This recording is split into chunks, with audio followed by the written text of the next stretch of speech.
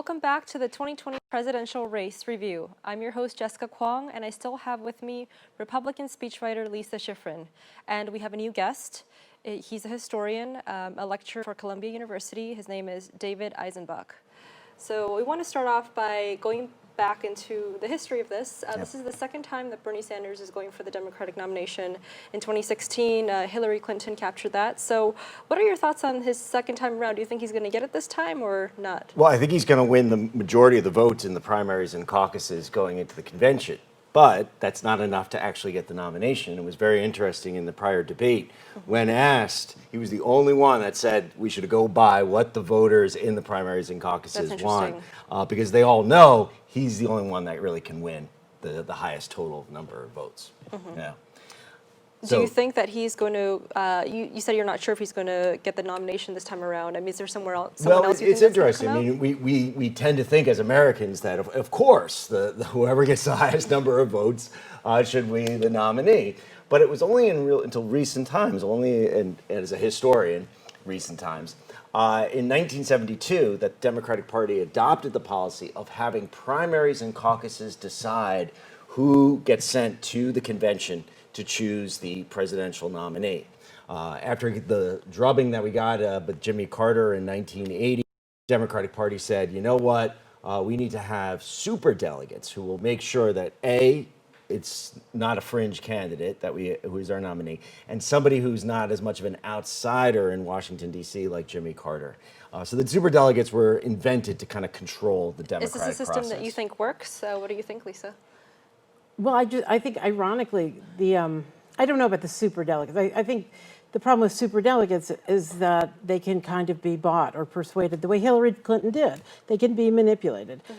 The debate just happened in Charleston. There were seven candidates, and one of the questions that came up was, each candidate should give up their motto as well as some misconceptions about them. And I noticed that three candidates answered in sort of a joking way. Warren said that I don't eat that much, and Bloomberg said that I'm 6 feet tall. So when you get a question like that from a host saying, what are some misconceptions, I think that's really an opportunity to address a misconception. They seem to take it as a joke. So what do you think about that? It's I mean, we had Bernie. Yeah. We had Bernie who said, that he's too progressive and progressive ideas don't sell. So I feel like he had a more honest answer to that. But what are your thoughts? I think kind of cute questions like that are like the hardest questions because you really don't practice them. I mean, who walks around with a motto? I mean, you know what I mean? Right. That's what I was watching it, and I thought, what is mine? A motto? What normal person I has have a some motto? values. You could also say your, you could say your campaign slogan, right? I mean, Yeah, I know. No, I think the safest thing was what I think Elizabeth Warren did, which is give a Bible quotation. Right. I mean, But maybe not for Democrats. I don't know. But if you're running in South Carolina. You're right. You're right. Yeah. We were talking earlier about these Democratic debates. Lisa, you're saying that there's seven people, you don't really get into policy. I mean, what are some of the questions you would like these candidates to answer? What do you want to know about them? Or do you think we're just going back to the same topics, climate, housing? Are we getting anywhere with these Democratic debates? What? Here is a topic that I think our country needs to address that, in fact, Mayor Bloomberg had to deal with, and he did some good things and some bad things.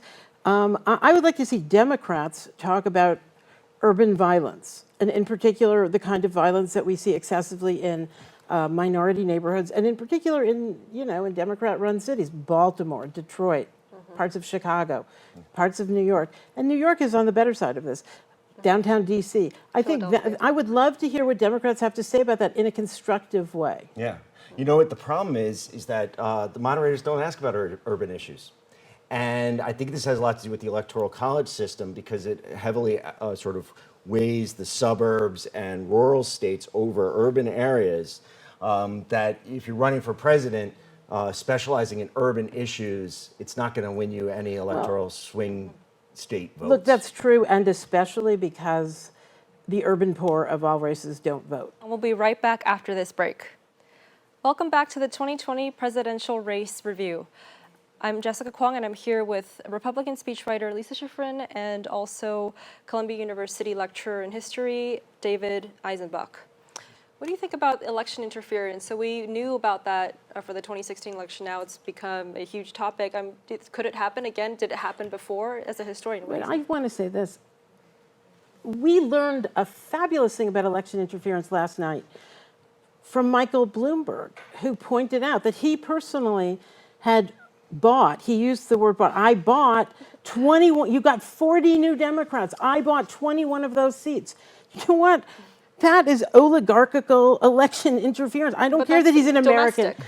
Yes, and it's legal. That doesn't mean it's either good or democratic or representative or appropriate. Klobuchar really is a, up by your bootstraps, serious traditional candidate. She's not coming in from some other field. She's not somebody's ex-girlfriend. Doesn't She's have not, the baggage she's not of a wife. Clinton. Well, no, but Clinton should never have been there because she would not have been there had her husband not been Bill. It's fabulous that the pipeline has now produced somebody who is, in her own right, a serious candidate. Elizabeth Warren could have, should have been that, and she's not. The fact that she lied for 30 years about being an Indian and got American. academic appointments. That's a problem. That is a huge problem, Right, it's a and huge Trump problem. got her on that. It is, in fact, disqualifying because the fact that she tells these lies and is called on the business about being removed from her job as a teacher because she was pregnant, that's been disproved. And she told that story again last night. Right, she talked so about it again. There's a screw loose there. Although she is a fabulous prosecutor of Michael Bloomberg. So Yeah, I know. I leave her in there for agree that. with that. Well, Amy Klobuchar, yeah. she, when they asked her what was a misconception about her, she said that people think she's boring. Do you think she's boring? boring. She's boring. Right?